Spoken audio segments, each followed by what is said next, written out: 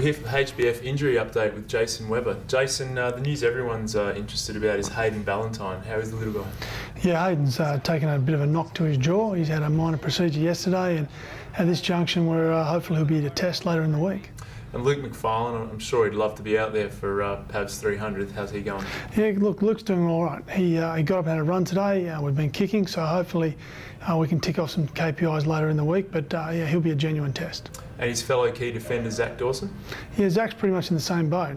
Again, he got up and going today, a bit in front of expectation, and again, he'll be a test for the end of the week. Stephen Hill appeared to get a knock to the knee late in the game against Port Adelaide. How's he? Yeah, Stephen took quite an awkward knock. At this stage, he's done a little bit of damage to the back of his knee, but again, we'll be hopeful for the later in the week, but he's progressing well at this stage. And just a bit of an update on some of the long-termers. Can you tell us the latest on Michael Walters? Yeah, Michael's still in his boot post-surgery. He's about to start progressing out of that, but he's doing a fantastic job at the moment, doing some excellent boxing and conditioning work at the moment. He's really into getting himself ahead of where he was before, so he's doing a fantastic job. And what about Scott Gumbleton? Yep, Scotty's moving pretty quick now. We're up to the last phase of rehabilitation with Scott, and I think he's shown some really good signs to get him back into the level he was playing just before he was injured.